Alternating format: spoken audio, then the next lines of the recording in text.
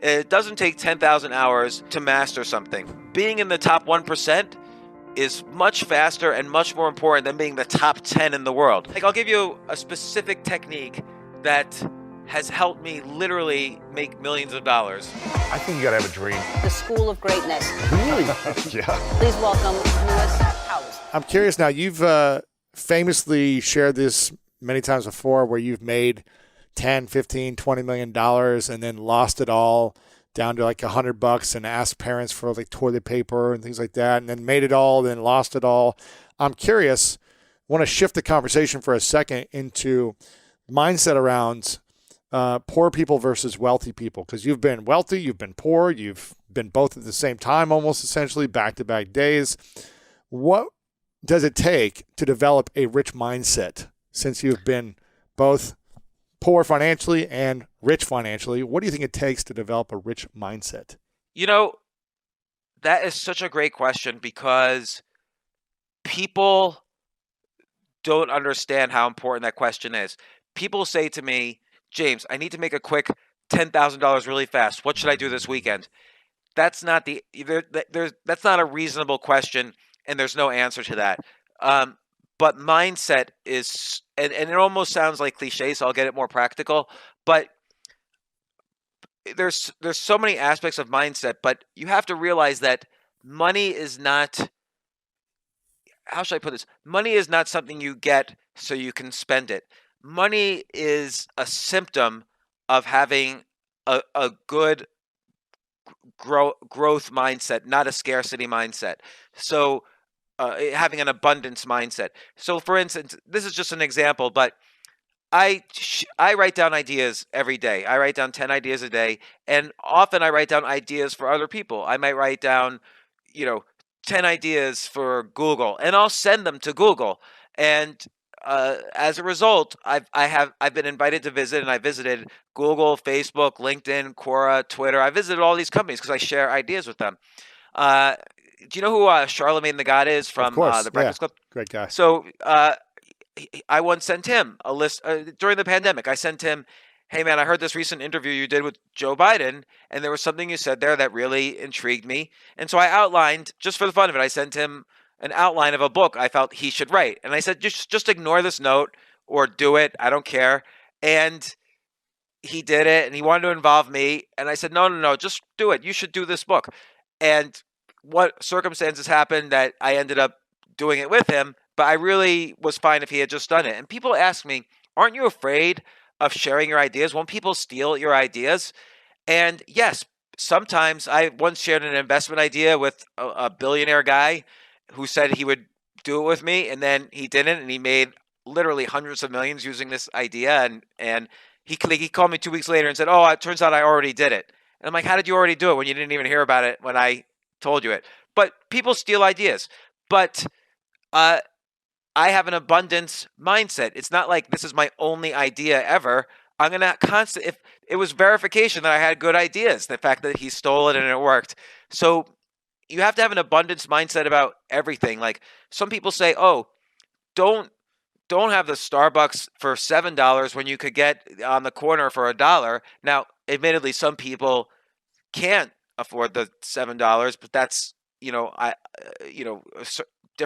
a different category. They shouldn't spend the $7. But in general, most working people can go out and buy a hardcover book, or can get a economy premium when they fly instead of just economy. Mm-hmm. But they're worried about the extra $30, and they figure, oh no, if I saving is the same as making. And that's not true, because you can't, you can make more than 100% of your net worth, but you can only save 100% of your net worth. So it's very different from making money.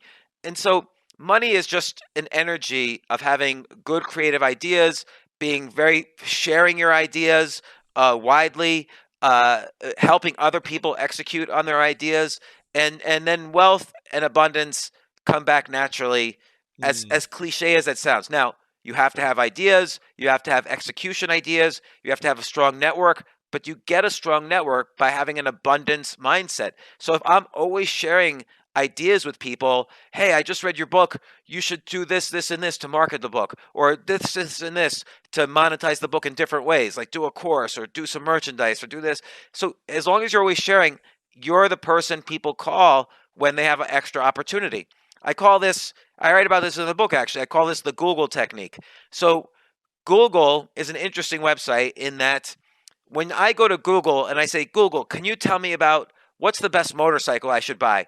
The first thing Google says to me implicitly is, listen, James, we don't know anything about motorcycles, but we've done the homework, and here are the top 10 websites you should go to if you want to find out about motorcycles. And just being honest, these three websites paid us to say this. Right, right. And they measure success by how quickly people leave their website. But what website do you go back to when Google, what does this rash mean? Is it something I should worry about? Google's the place you go. Mhm. So the Google technique, this has made Google, this one idea, this one concept has made Google $1.5 trillion value. As opposed to like, oh, we can't tell you about motorcycles unless you subscribe to us or whatever. So by sharing and sending people away from them, that's the best way to create value. So now you can do this technique individually. If someone says, hey, can you introduce me to someone who could be a co-founder of my company? Sure. Here's this person who's a good programmer. You don't need to pay me anything. Don't worry about it. If you might not be worth $1.5 trillion using this technique, but you'll be worth something because there's opportunities always flow back. And it's not woo-woo to say this. It's not like an energy thing, or a karma thing. It's just that's how abundance mindsets work. And so when I was really depressed about losing all my money, I thought, oh my gosh, I had won the lottery. I worked really hard for 5 or 6 years and I made a lot of money, and then I blew it all.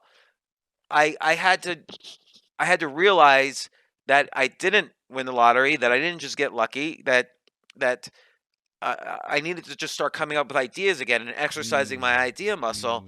And I was so depressed. And then just a few months of writing down ideas, I felt like my brain was coming alive and like neurons were connecting, and it was like magic. And then things started to happen. I started to do things, because that's the key really, is taking the ideas and then doing something with them. Not all of them, because most of the ideas are bad. You're just exercising the idea muscle, but doing stuff, I just came to life again. For the first, it was like years of depression, and then it was like I was a new person just doing Wow. this. So how do we start to become happy, also healthy, and also wealthy, which is kind of like the trifecta of life I feel like everyone wants, is happiness, health, and wealth. Yeah, I mean these are all components of what I call everybody calls it something differently. For me, I call it my daily practice, because I feel like I have to improve 1%, even though it's hard to qualify. I have to improve 1% at physical health, emotional health, creative health, spiritual health every day. So physical health, it might mean doesn't mean go to the gym and lift 500 pounds. It might mean, you know, do an extra push-up, do push-ups every day and do an extra one once a week, or I mean, improve the number of push-ups every week, and then take a walk for 20 minutes. Sleep. It also means sleep well and eat well. Emotional health. I have a one strike and you're out policy. If someone treats me really badly once and they don't really have a good reason for it, then they're out. I might never even call them back again, which is sometimes unfair, but that happens.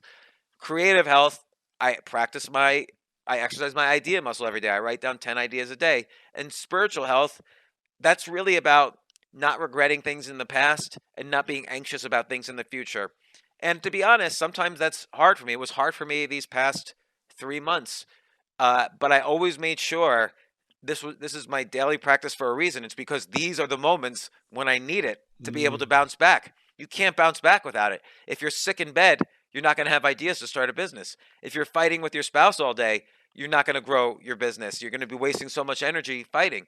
If you're not creative, you can't grow your career or your wealth or your health or anything. And if you're spending so much of your energy, time traveling, like living in the past with regrets or living in the future with anxieties, you're not going to be able to build the Mm. moment right now. So that's really the key. Is every night I say to myself, did I do it, and did I try to improve? And I'll add to that now with this book. Am I doing enough experiments so that I'm continuing to explore the world almost like a scientist, because there's so many things I don't know about the things that I love. I'm constantly engaged in various experiments. Have you been applying this daily practice during this last 3.5, 4 months of, kind of attacks and ups and downs Yeah, of because emotions? I knew I was out of the game a little bit in my mind. So I made sure physical health, emotional health. It was really hard with the creative health because I feel like I was punished for Being my creative. create. Yeah, Yeah, yeah. it was really hard, but that's where I channeled it. I channeled it somewhat into stand-up comedy because I still did some performances. Even on Zoom, I did some performances, and I channeled it into chess in a big Mm. way. And but it was hard. I admit it. Now I've been coming out of it bit by bit. And spiritual health, I a long time ago I learned not to have regrets or anxieties, and I think I had a little anxiety going into today because our book is coming out today, and I hadn't really done all the marketing I would have liked. But at the end of the day, if your book is good, and I believe this is a good book, then you don't need to do as much marketing. Word of mouth is always the best marketing. I always see Absolutely. people like advertise their books on Amazon, and I'm like, okay, that's good, but you don't need to advertise if everyone's doing the advertising for you. Sure. How do you write a book that everyone does the advertising for you? Well, that's a good question too, because you have to write something that nobody has ever written before, else they could read the other book that someone had written before. So again, a lot of self-help books are like, hey, these academic studies showed X, but they don't really give practical advice. And I always think of persuasion books as the great example. Like, the books about, I won't call anyone out, but like, there's all these books that have all these academic studies. If you do this, 70% of the people will say yes. And that doesn't help me. And like, I'll give you a specific technique that has helped me literally make millions of dollars, which I also lost, but it's helped me make millions. So, like, let's say you're selling a company. The acquirer, you meet the acquirer, and he eventually asks, or he eventually asks, how much do you want to sell your company for? What do you value your company at?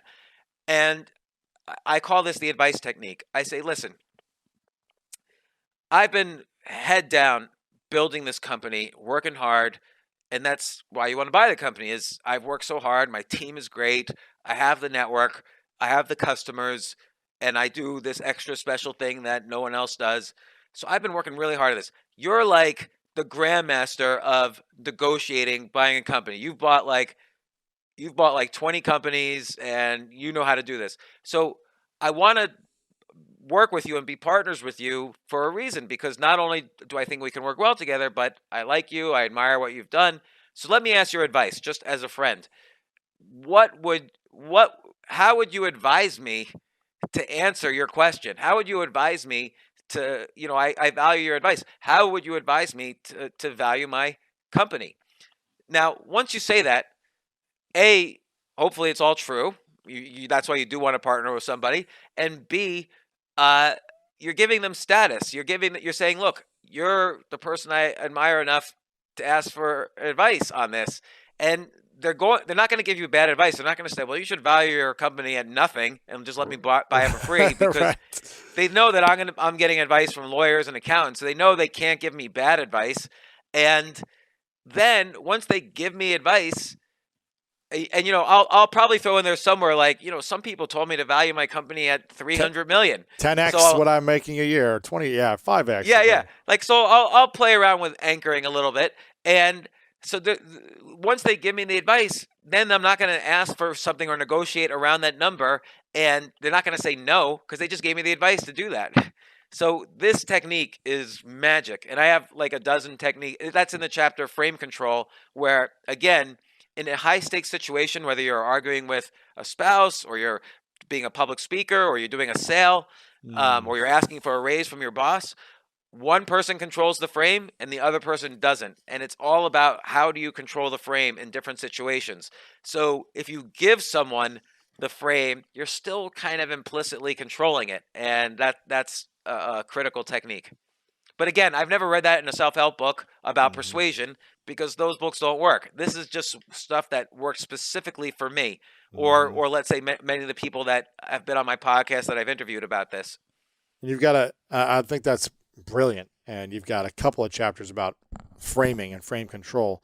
I'm curious, the 51 rule, how to be infinitely productive. Is that even possible to be infinitely productive? And if so, what is that? Well, okay. So, remember the 4-Hour Work Week by our good friend Tim Ferriss?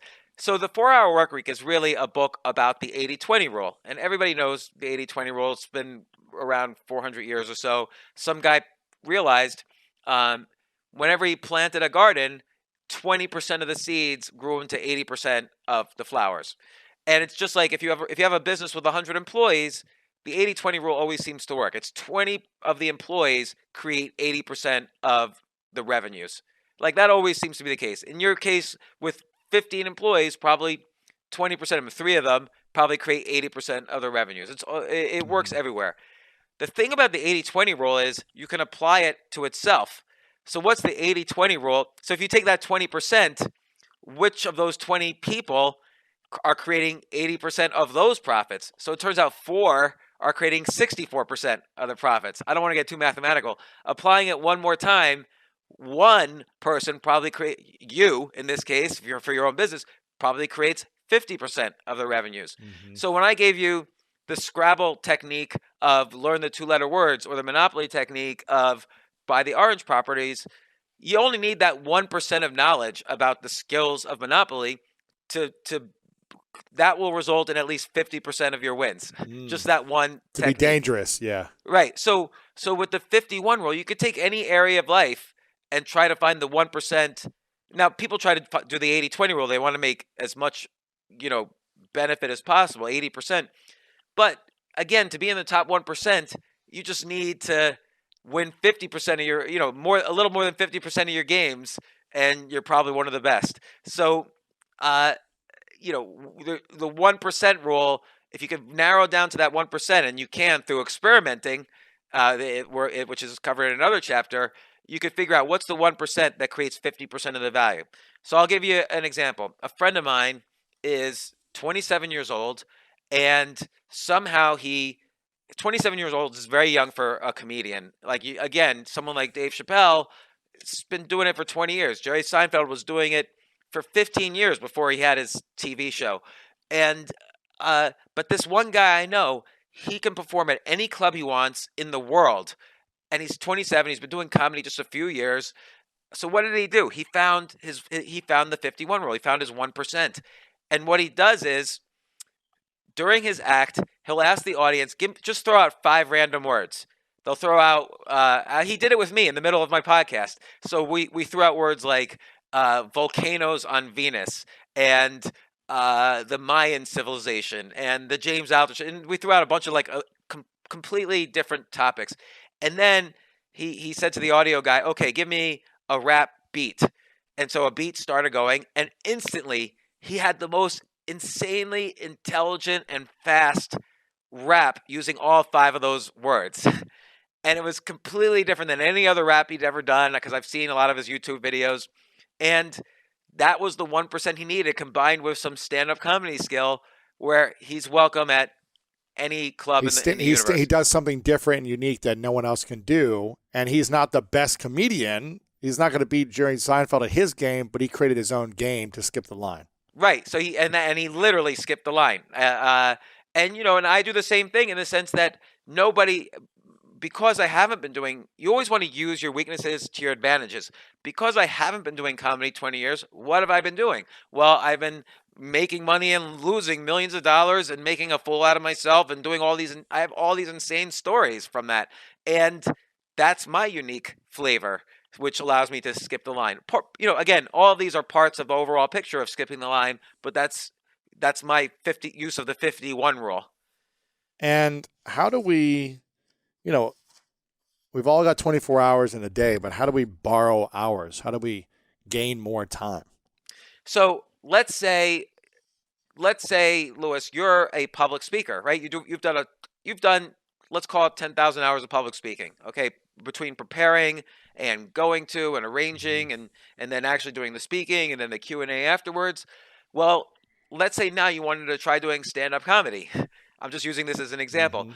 You could borrow hours from what you learned in public speaking and put them into stand-up comedy so you don't Mm. that skips the line on maybe 2,000 hours of Right. stand-up Because you've comedy. already been on stage, you know how to prepare, you know how to interact with an audience, and now it's Yeah. learning different stuff. Yeah. You're not And now starting you at might not zero. be as good at interacting with the audience as a stand-up comedian, but you're 20% of the way there.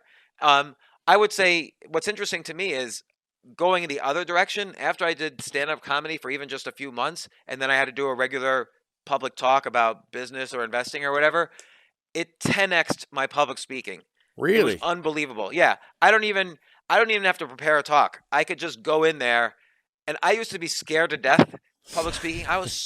The first time you and I met, we were I giving a remember. I talk. remember in Canada, right? Yeah, at Jason Gaignard's Yep. mastermind talks. No, you probably don't know this. I think you spoke like right before me. Yep. I was so scared 5 minutes before I was supposed to speak. I left the conference I center. remember I just this. left, and I wasn't going to go back.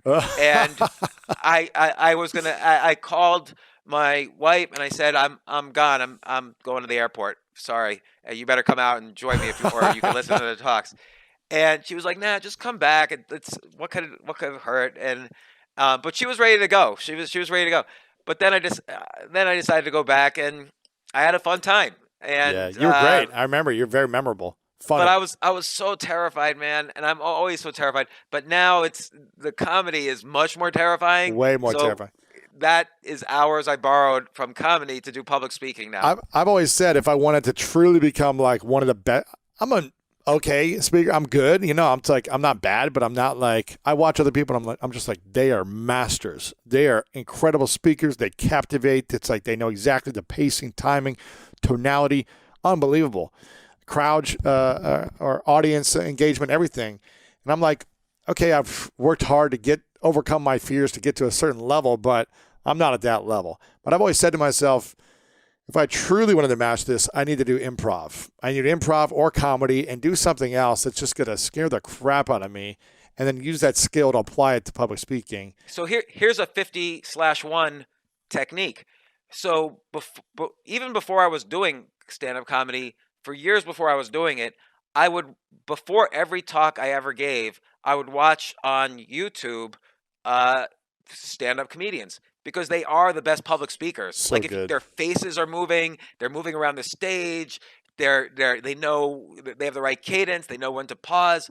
They are the best public speakers, and you have mirror neurons in your brain, which it's almost like an injection of. Let's say I was watching Dave Chappelle. It was almost like I'd be injecting Dave Chappelle into my veins for a good half hour if I watch a YouTube video of him. And then I could go do my talk and I'll have my mirror neurons will trigger and some of my emotions, some of the ways in which I'll pause or move my eyes will mimic his motions and it's useful in comedy where you're trying to get a visceral reaction from people and it's great in public speaking.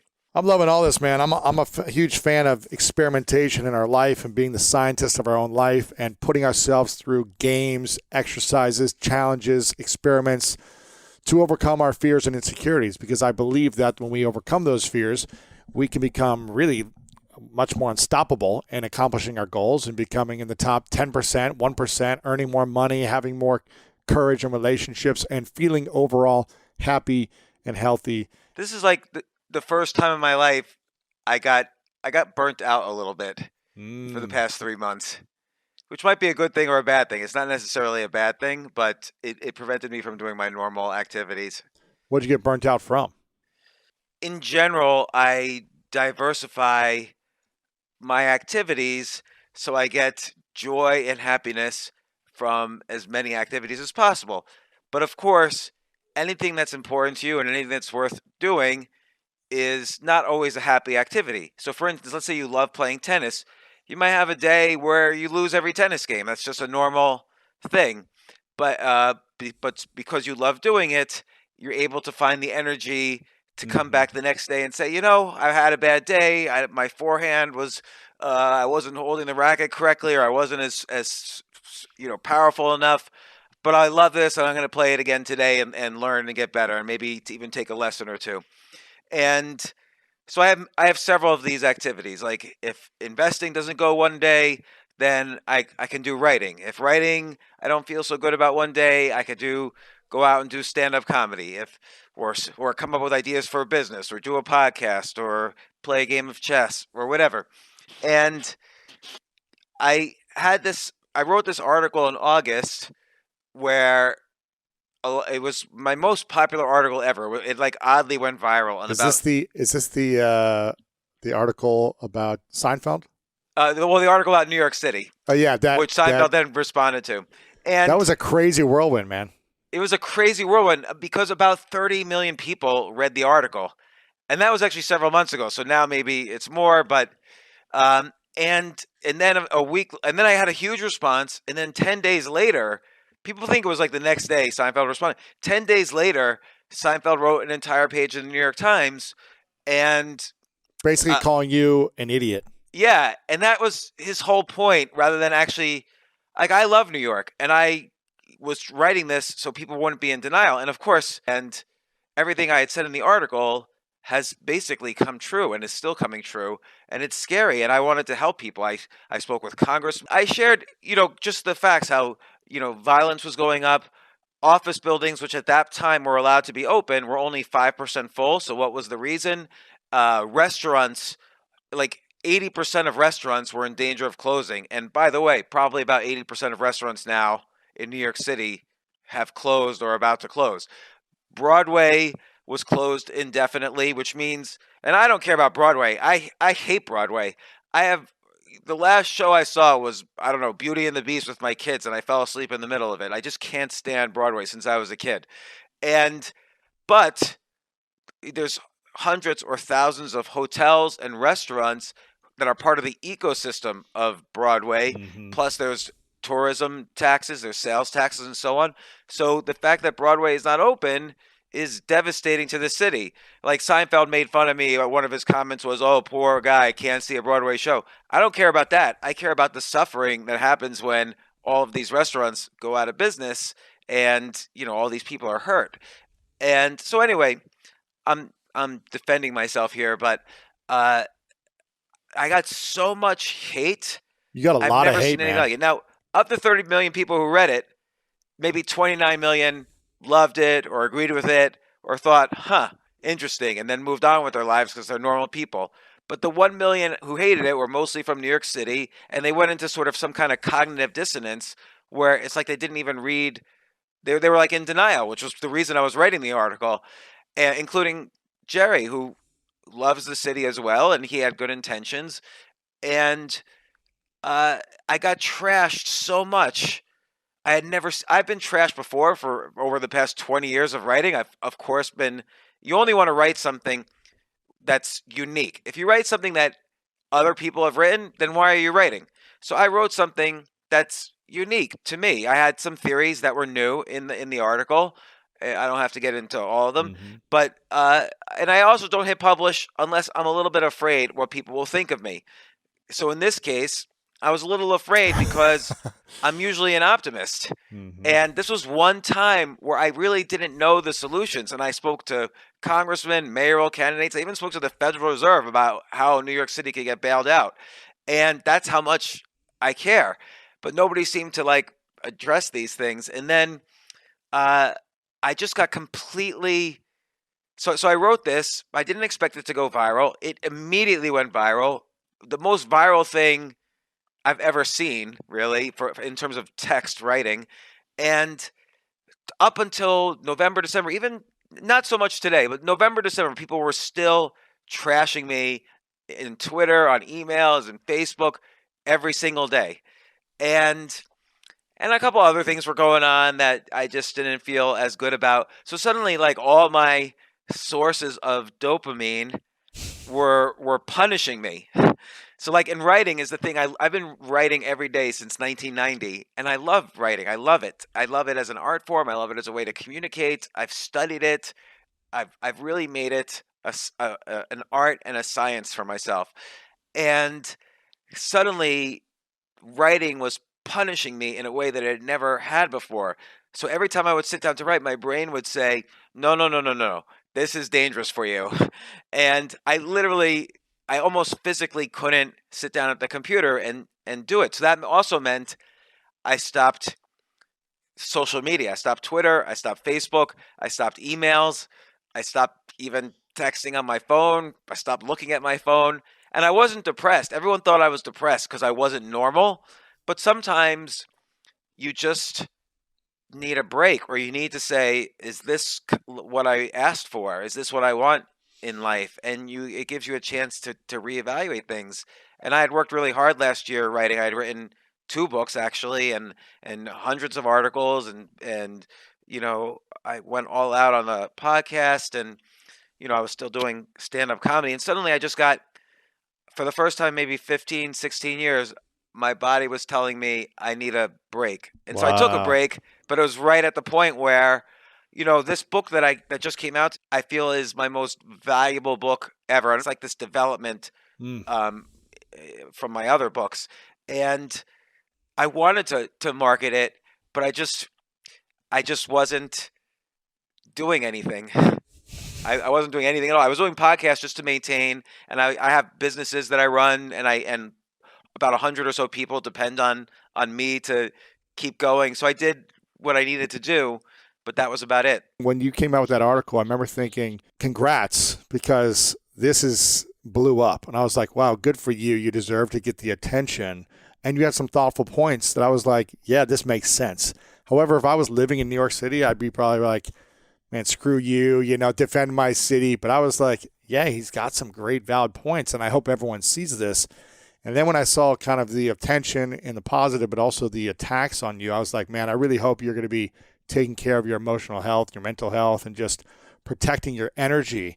How were you able to manage or protect that energy, or were you not able to because the negative million comments were so painful? Did it finally break through? Yeah, I guess it finally broke through. I mean, I used to think I had a pretty strong armor. Like, I don't care what people have to say about my writing or me, because most people are strangers to me. But I think if you truly don't care what people think, then there's probably something wrong with you. Because eventually this got to the point where I was losing friends, and I was losing family members. Really? Family members would write articles trashing me. No. Yeah. And then I would see who liked their articles, and it would be like employees of mine from 20 years That's ago, or painful. Yeah. ex-girlfriends. One ex-girlfriend did write about me, an article, and everybody was just lying too, and nobody was addressing the the actual issue, which I did care about: New York City living, not dying. I wanted people not to be in denial. And uh, you know, and how did I take care of myself? Well, normally I always take care of my physical health, my emotional health, like surround myself with good people, my creative health, my spiritual health. It was a little challenging though at some points. And here's what I decided to do. It was really just take a break. I hadn't taken a break in a really long time, even for one day.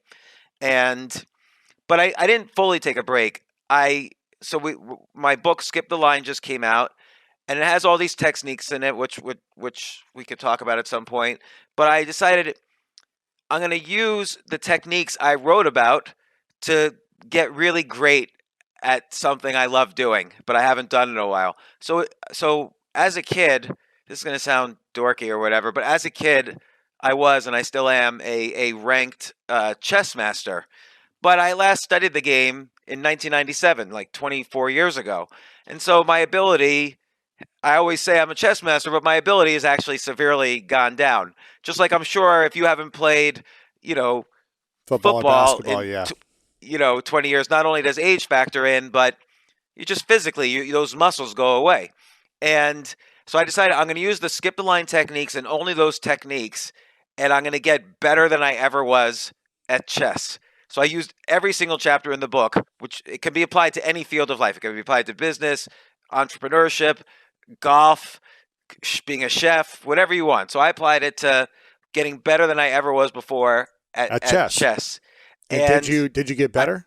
I did. Yeah, I'm at the best level I've ever been at, and it took a solid 3.5 months, which is good because probably it should have taken years and years, which is how long it took me originally. So And how'd you become? What technique did you use to strengthen your skills to become the best you've ever been? so I use every technique in the book. The first thing was uh, again, I'll say this general enough that it applies to everything. First thing was is I did a plus minus equal. I write about this in the book, but it was originally told to me by Frank Shamrock, who's a 10-time MMA winner, world champion. He had to learn very quickly every martial art. So the goal is how do you get to be in the top 1% of any field you want, and more importantly, or just as importantly, how do you monetize it? Because there's all these self-help books about how to, you're going to learn fast or whatever, but it's not good enough to just be the top 1%. You have to make money too, or else you can't keep doing it. So Otherwise, it's just a hobby. Yeah. yeah, and Frank Shamrock told me about this, but then I elaborate even further on the plus minus equal. And so a plus is a coach who you get lessons from and gives you feedback on your play and so on. The equals are your peers who are just as good as you at the field, or you're all rising up together and you exchange ideas. Kind of like in 2014, you, me, and a handful of others, we were starting podcasting. We were early podcasters, and we would all call each other and exchange ideas. We weren't competition. We really helped each other a So lot. these are your training mates, your teammates, people that are Yeah. striving for something similar. And then the minus is this concept that if you can't explain something simply, then you don't really understand it. So I have a story. This guy, when I went to graduate school, the dean of the school threw me out. I was thrown out of graduate school. I wasn't a good student and whatever. So, but then after he threw me out in a weird set of circumstances, this is 1992, I started giving him chess lessons. So I called him up. He's now the dean at Georgia Tech. And I said, hey, do you want chess lessons again? So he became my minus. And so I was taking lessons from an extremely strong player, and I was teaching lessons, which actually was just as valuable as taking lessons. So that was one technique, and it worked really well. So in life, have a coach, a master you're learning from. Yes, Have that's your plus. have people you are working with or collaborating with in some level or training with or whatever to support your growth together, and then have someone you can help lift up. Right, exactly. Because when you explain basic concepts to a student, the minus is kind of subtly important. People don't always understand that. But when I explain the basic concepts of why some particular move is bad, it helps me really understand it at a much deeper level. And I find myself thinking that while I'm playing now, that, I don't want to create a weakness here. When I might not have thought about that 6 months ago, but now I really think about these weaknesses that show up. And you hear about that a lot, where the best way to learn something and master something is to be able to teach it in an easy way to other people. And the more you teach it, the more you understand it. It's so valuable. And the other thing about plus minus equals is that with anything in life, there's two areas that are important for mastery. There are learning the skills, and there's also, and people miss this part, there's understanding the field. Like, let's say, Lewis, you were the best interviewer. You had the skills, and you have the skills of an incredible interviewer. But if you don't know the field of podcasting, like how to distribute your podcast, how to market your podcast, what's the best recording equipment, if you don't know the field, you're still going to be a horrible podcaster. So there's the skills and there's the field. And so plus minus equals also helps you by communicating with a coach who's a great player or podcaster or a businessman, and by working with your peers who are also growing up, and by doing the minus, you also build your network, and they all know different parts of the field as well. So you learn more about the field while you're doing this as well. So I learned that the field of chess, oddly, has changed a lot since I last studied the game. I mean, it's changed remarkably because of computers and online, networks and so on. So that was one technique, one among many. There's 23 different chapters in the book. And another technique that's very important is I call this the 10,000 experiment rule. So you're familiar with the 10,000 hour rule Yep. popularized by Malcolm Gladwell? Yep. So it's this idea that, of course, 10,000 hours of deliberate practice helps you to become the top. It helps you master your field, whether it's piano or, again, golf or stand-up comedy or sales or whatever. And, uh, you know, I hate this rule. I don't believe in it. I don't think it takes and you've proven to me actually it doesn't take 10,000 No. hours to master something. Mm-mm. That would take 20 years. And I've seen you pick up sports and a year later you're like in the Olympics for that Right, sport. right. Yeah, I mastered, well, I mean, I wouldn't say I mastered, but in salsa dancing, it took me 3.5 months of 100% all-in-ness on studying it, on practicing private lessons, watching videos, listening to music, going out and applying it 4 times a week. Took 3.5 months to where I felt like, okay, I'm fluent in salsa dancing. And it was painful and embarrassing and scary. All these things. It was hard. It was like tons of time and energy. And then I'd say it was another 6 months where maybe within a full year, I was like, I can dance with the greatest dancers in the world confidently.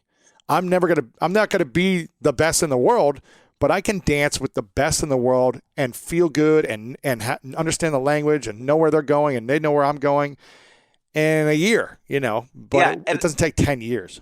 And there is so much to unpack there. Mm-hmm. The first thing is, it's what I said earlier. Anything that's really worth doing it's not about happiness. It's worth doing, but it's going to make you unhappy some of the time. It's going to be I love painful. television. Television makes me happy all the time. But it's useless. It makes no sense that that's what you're going to do all your life. Right. Watch TV. Right. So the category of things that make you happy is different from the things that you try to get good at because you're not going to get happy while you're trying to get better because it's hard and you're going to meet resistance. And the people who don't have like that growth mindset to handle that resistance will never master it. The other thing to unpack there is you don't have to be the top 10 in the world. No one could tell the difference probably, like you just kind of referred to it. Probably a beginner, I'll call them a civilian in salsa dancing. Yeah. The civilians of salsa dancing can't tell the difference between the greatest dancer and you when you're dancing with them. You kind of look like you have the same level of ability. And this was a realization for me. I was riding in a cab a few years ago, and this is about chess again, but my cab driver told me he played chess. And I said, "Oh, that's nice. I play a little That's as well." cute. Yeah. I figured he was just like, an average player and I wasn't going to get into it. And then he told me like, no, really. I was the national champion of Turkey. And I'm like, "Oh." And then we started really getting into it. I'm like, "What's your rating?" And he said this remarkably high rating. He was like a great player. He was what's called an international master and I'm a national master. Wow. So he was 2 like levels higher than me, which is it took him like probably 6 more years of work. And he even said that it took me probably 6 more years from the point where I was a master to this. And you know what? Nobody could tell the difference probably between him and me. If they saw him playing and they saw me playing, there's zero chance a civilian could tell the difference. It's little nuances that only the greatest could see, like, oh, okay, I see the difference. Right, like if I was playing him, he could probably beat me statistically. It's all done statistically. Right. He could beat me 2 out of 3 times. I could tell why he's better than me. But no one else would be able to tell, particularly people who aren't, people who are amateur players. And it's the same thing with stand-up comedy.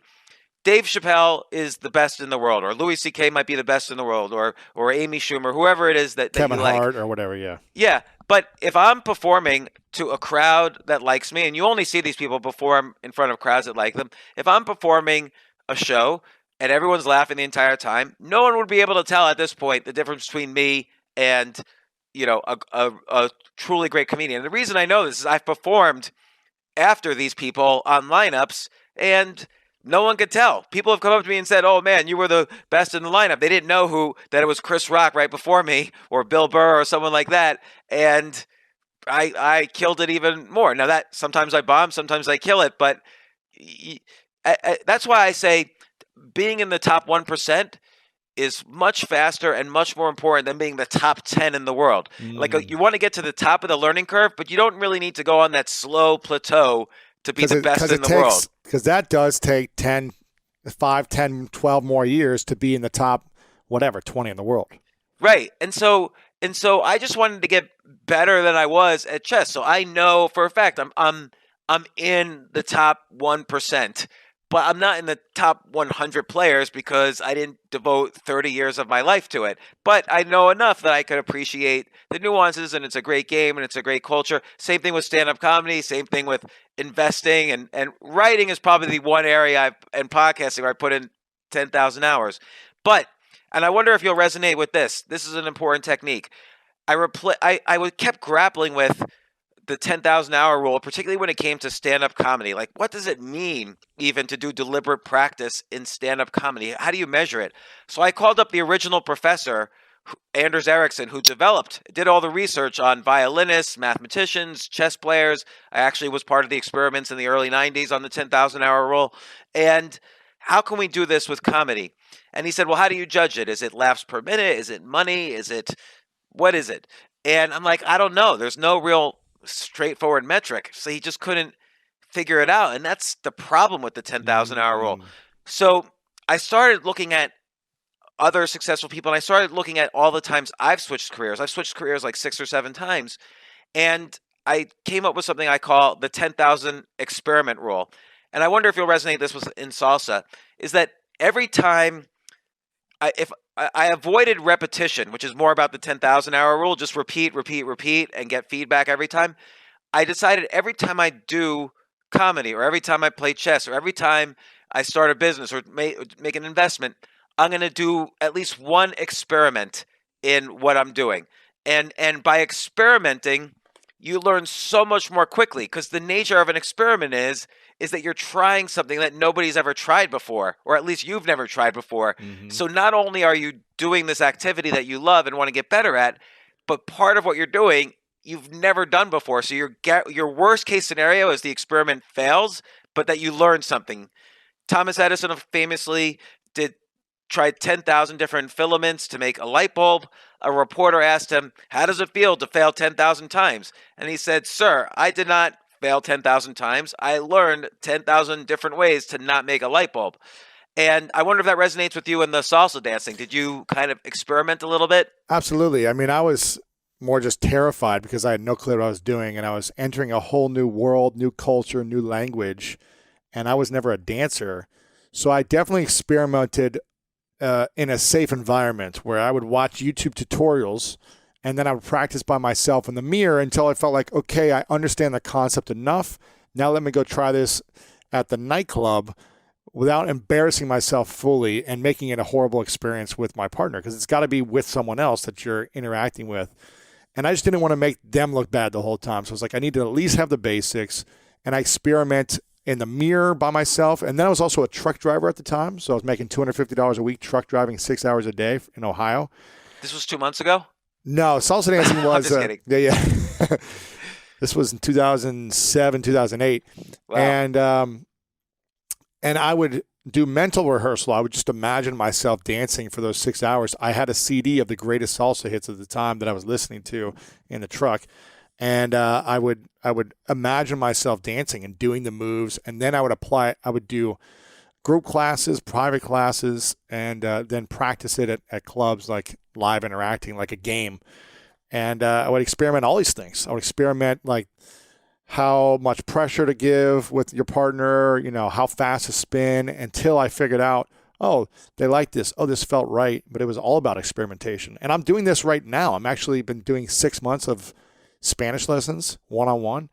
Oh, and great. It's been probably the most painful and challenging thing I've ever done. Even harder than salsa, because it's just so hard on my brain. It's just like, this is, I don't know if you know. Hard to learn another language. I don't know any other languages.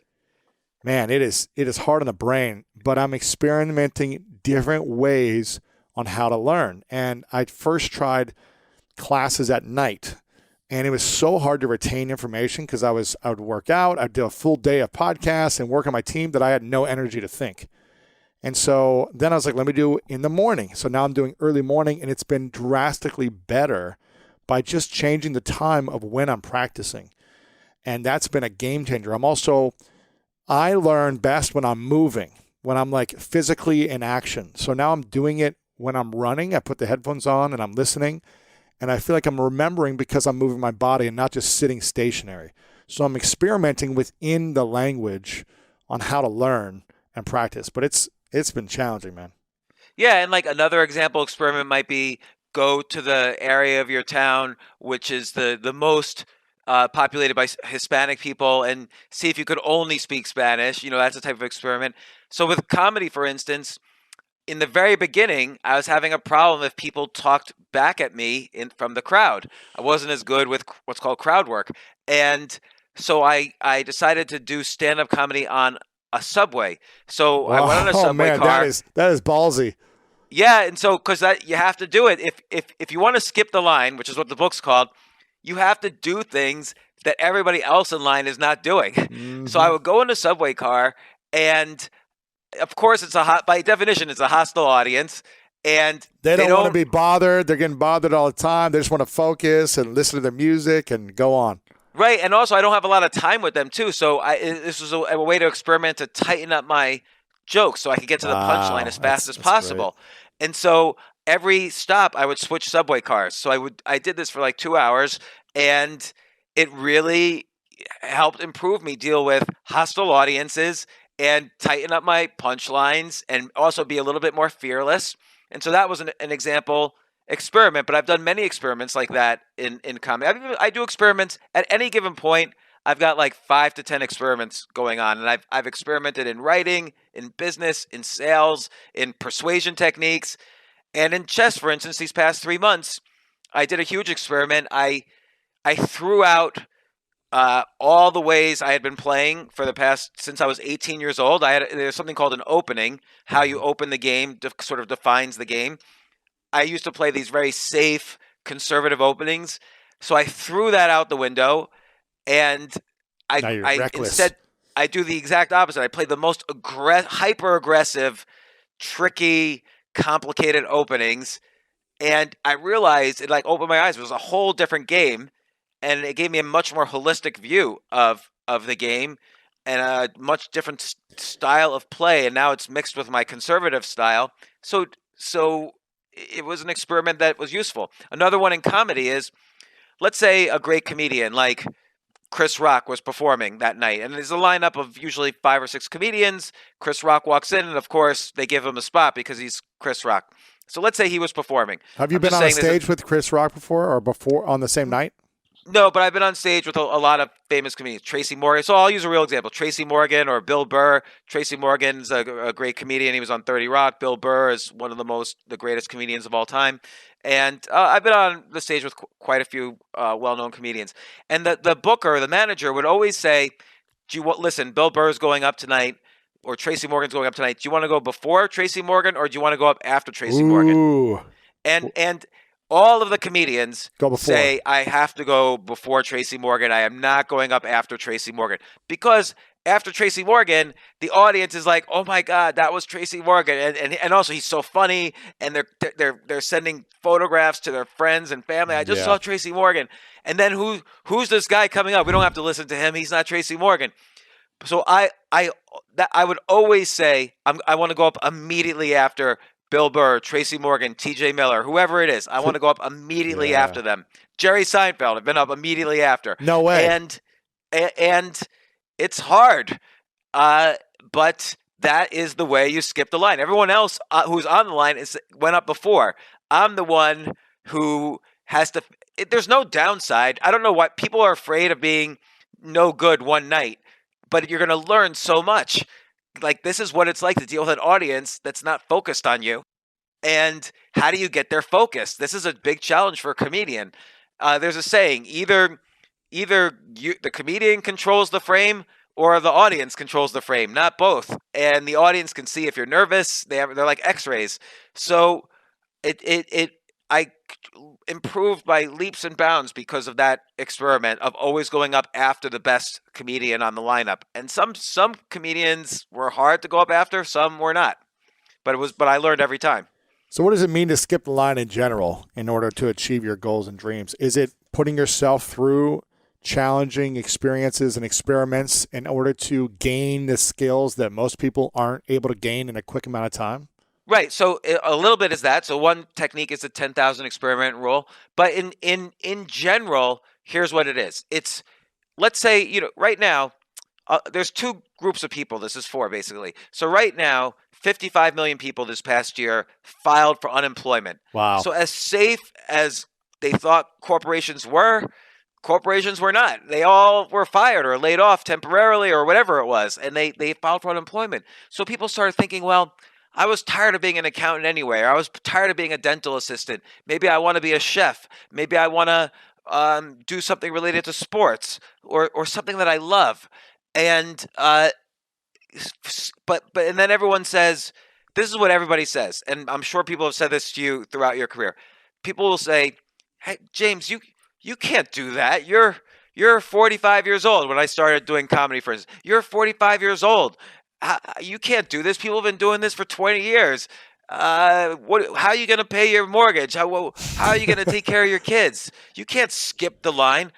I had one time I had a comedian tell me, James, you can't, literally he said, you can't skip the line. You got to do open mics, then you got to do this spot. You got to pay your dues. You got to show up. He said you got to pay your dues. dues. Put in the reps. You got to eat crap. Yeah. And while he was saying it, the manager at the club said, James, you're up. I was doing my first 60-minute show, and this guy was trying to get me down right before my show.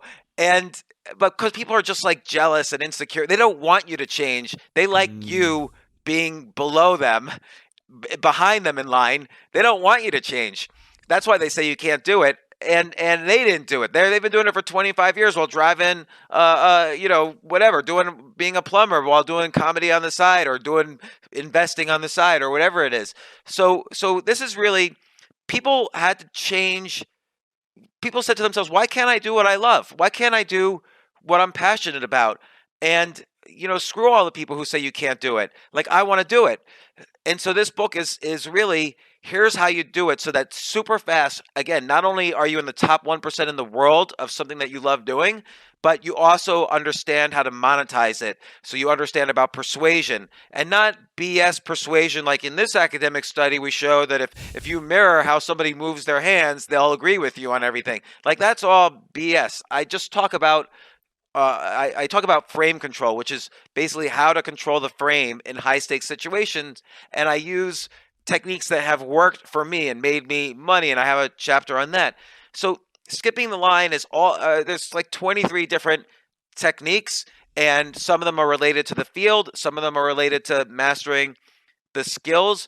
Here's another example, micro skills. So there's no such skill as investing. Investing is a meta skill that's really made up of a bunch of independent micro skills. So for instance, options trading is one skill. Value investing is one skill. The psychology of investing is a skill because half the days you're going to make money, half the days you're going to lose money, and it feels really bad to lose money. So you have to deal with psychology. Money management is a skill. There's about 20 different micro skills to investing. And so by breaking apart the micro skills and picking the ones that you love the most and the ones that you feel you have a head start on, you could get much faster to the finish line than viewing investing as one giant skill. And this is true for anything interesting. Like even, tennis. Tennis is about forehand, backhand, the net game, the psychology. There's a little bit of reading your opponent. So, he's having trouble with his backhand. So you just pound the backhand. And, there's lots of, most things worthwhile are meta skills and made up of a bunch of micro skills. Comedy is humor, likability, crowd work, stage work, mic work, reading the audience, understanding what the bookers are looking for. So, everything you could think of that's worth doing is a collection of micro skills. So that's another thing I write about. And I'm only getting to a few of these techniques, but they're all you recognize them when you hear them that, oh yeah, that does work. And when you think about it concretely like this instead of kind of more intuitively, it allows you to apply it more directly. So Mm-hmm. for me, instead of just haphazardly figuring out in these past 3 months when I was doing this experiment with skip the line techniques to get better at chess, I directly use these techniques. Like I broke chess down into the micro skills because there is no skill just called chess. There's 10 different micro skills, and Mm-hmm. I studied each one to make sure I was sharp in it. And same thing for business and negotiation and persuasion and so on. So uh, you know, that's essentially skipping the line. There's one other thing about your salsa dancing that I want to talk Mm-hmm. about, then unpack. You loved it, right? That's why you were doing it. That's why you Loved were it. almost obsessed about it. Yep. And there's an important thing about loving what you do, and it's not. Again, it's not about happiness. It's about you. If you love doing something during those difficult moments, it doesn't require as much energy to do it the next day. So if I don't love, let's say I don't love writing, okay, but I want to be a successful writer for some reason. If I don't love it, it's going to be hard to sit down and write. That's going to require energy every single day. But if you love writing, you're going to you're going to be able to take that energy that you would have used to convince yourself to write. You're going to be able to put that energy into the writing. We have a limited amount of energy each day, which is why we sleep at night. So if you have to be able to take whatever energy you have and apply it to the skill. If part of that energy is used to just convince you to sit down and do it, then you're not going to be as successful as the person who loves what they're doing. Mm-hmm. Absolutely. Yeah. I'm curious, when did you learn the skill of overcoming the fear of embarrassment? Because I feel like that's a lot of it, the psychology of just being okay with not being liked or with being laughed at or being made fun of or not being the best right away. Did you ever learn that skill, or is that something you're constantly trying to learn? I would say, well, everything is constant. Like, and this is one of the great things again about doing an activity that's worthwhile. I bet you the more you learned about salsa, you realize the more you have to learn. Yeah, of Like course. as you understand the nuances never stop. They Mm-hmm. exponentially grow the more you learn. Right. And I've been writing my opinions and my stories for 20 years, and every article I write, because I always try to put my own unique spin on it, otherwise why write it? Uh, Somebody or many people laugh at me or hate me or argue with me. I mean, people show up at my house and argue with me, Crazy. and people call me on the phone constantly and argue with me. But particularly recently, or when I wrote about just New different York City. issues Yeah. about, and even when I wrote my story about going broke and then bouncing back, people always made fun of me. And I don't know. I would say I've never fully learned it, but I got better and better at it. And you just never really get over completely. But like with this New York City article, I didn't mind the million people who were just calling me names or whatever on Twitter, but it really hurt me when I saw people I knew and I thought Right. I had, let's say, imagine you had helped somebody. Like, let's say you had lent somebody I know all money. about. I mean, this has happened to me in the past where I've helped lots of people, and then things happen, and then they come against you, or you see them saying nasty things about you online on people's stuff, and that is hurtful because you're like, why don't you just reach out to me directly and have a conversation with me? Why are you writing stuff or commenting on other people's stuff, saying negative things about me behind my back? That is hurtful. It is hurtful, and it had never really. I mean, it had happened to me before, but never to this extent. Like I had friends who themselves lost friends because they defended me on this article. Like literally, they were unfriended on Facebook It's by good crazy. friends of theirs after defending me in this article. Or again, I had ex-employees who, when they were practically homeless, I gave them a job, or when, family members who I had, Hmm. helped make a lot of money, or an ex-girlfriend who, some relationships end. There was nothing bad that happened. It just ended. And it was, I don't want to complain about it because again, there's the positive aspect, which is, hey, my writing was so impactful that it impacted people to do these things, even Jerry Seinfeld.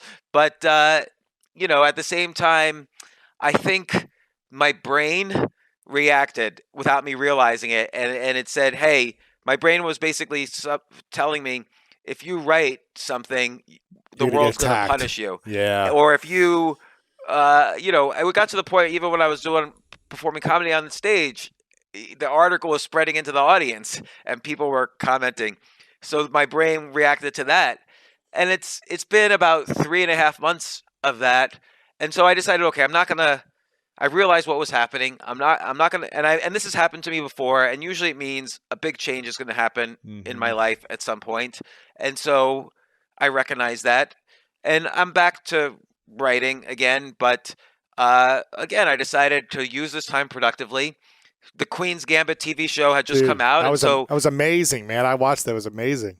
oh yeah, 62 million people watched it the first week, and Crazy. I saw that on all the chess platforms they had quadrupled or even more in users at any given moment, and so I figured, you know what, people are interested in this, and people are interested in like there are chess streamers who have more followers than the best Shut comedians that I up. follow, No which is way. like I would not have believed that chess streamers would beat out the best entertainers in the world on YouTube. But so I figured, okay, I'm gonna learn this and document my progress. But I'm gonna put skin in the game. I'm gonna only use the techniques in my book, Skip the Line, and it's been working so far. Like I am by far better than I was at my peak, and I'm not bragging because it's all a ranking system. I was very strong at my peak. I was already in the top 1% at my peak, but I probably was only in the top 10% 6 months ago, and now I'm solidly top 1% again. And I enjoy the game so much more because I learned it using this way, using breaking it down into these plus minus equals, experiments, micro skills, and the various other techniques in the book. If I was your minus, how much do you think you could help me? I'm a beginner. I mean, I'm like play once every 5 years for fun, have no idea. I understand, like, okay, one opening, I don't even know what they mean. I know how to move the chess pieces, and I've won games against amateurs that didn't know the game like me. How good could you make me in I a could day? In a day, how in a good day. how good could I become with from nothing, essentially, just like what I've learned on my own, to one day of training from you? One day of training, I Could I can make could I you. get in the top 20% in the world? No, that I can't do in one day. That would take, but I could do that in a few months. But in one day, I can make you as good as, let's say, a tournament player. So you've Wow. played people like your friends who Who this don't is just know one who day. don't know chess? Yeah. Yeah, you've played your friends who don't know chess. To be a tournament player, you have to have a certain level of skill. Like you have to have maybe studied it a little bit and enough to want to sign up for a tournament and play other people who are serious. So that's not a high level, but we're talking just one day. So, but maybe that's in the top, certain percentage. I don't know what, but I could make you that good. So I would make it so that you would be able to beat any of your friends casually.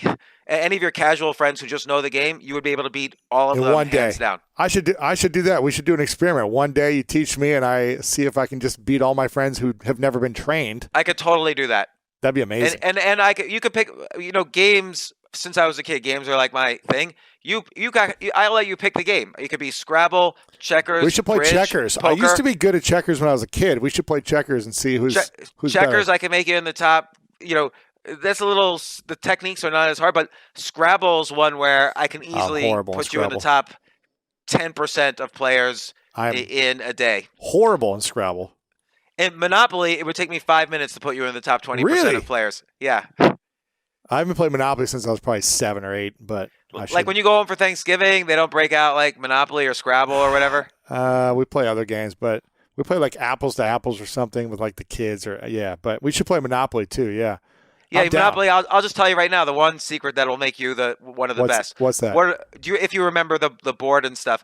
Do you remember what properties or what color the properties were that are the most valuable? Not is it the remember, but blue? do you know which ones? Is it blue? Everybody says blue, which is Broadway and Park Place. Park Place, yeah. Blue is not the answer.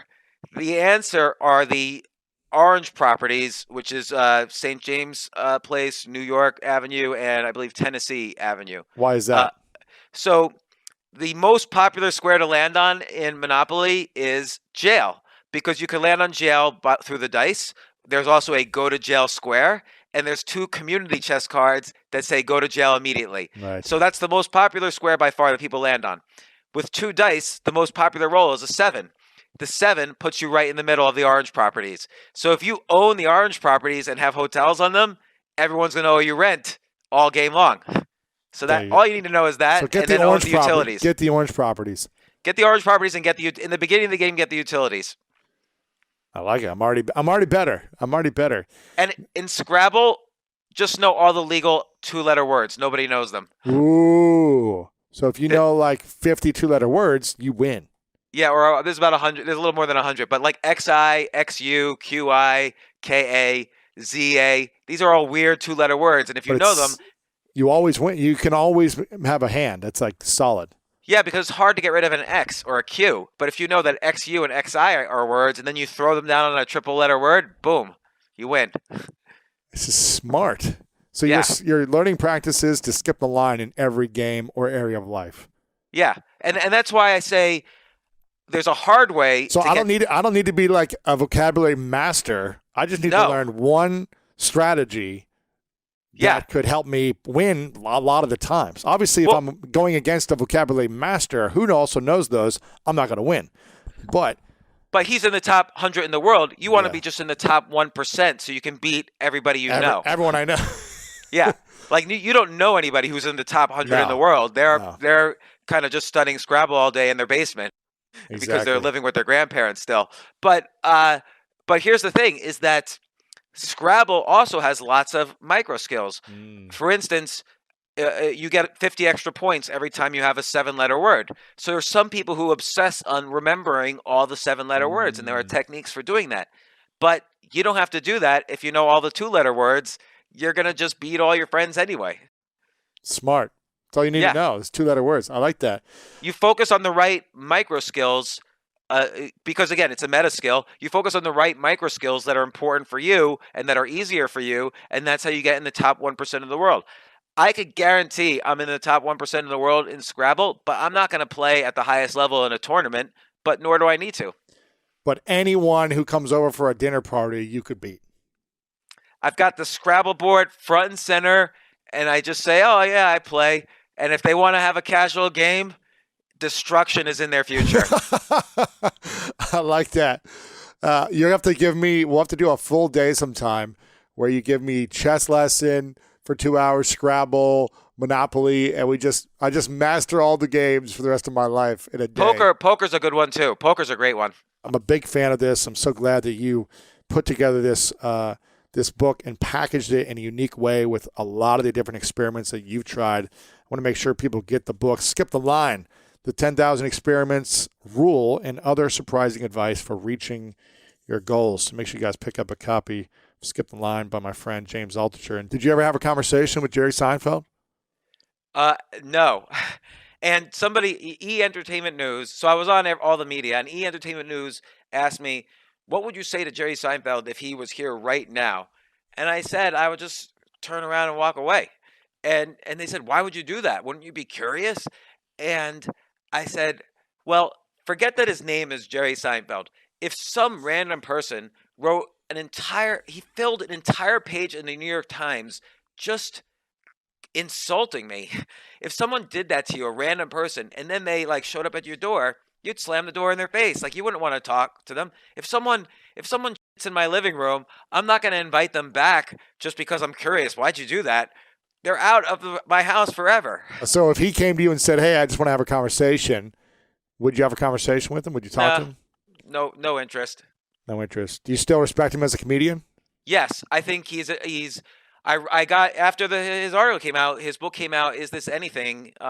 2 weeks after his article, and I really thought it's one of the best books ever about the process of comedy. It was a really great book. I highly recommend it. So you still respect his craft, but you just don't appreciate the way he reacted. Yeah, you might not like that Einstein wasn't the best husband, but he still created a theory of relativity. If you want to know how to master the law of attraction and achieve anything you want, then check out this powerful interview with Bob Proctor. A lot of people are left with the idea, you just think about it, you'll attract it. Well, that is a bunch of nonsense. That's not true at all. Your mind and body is in a vibration, and that's controlled by your thoughts.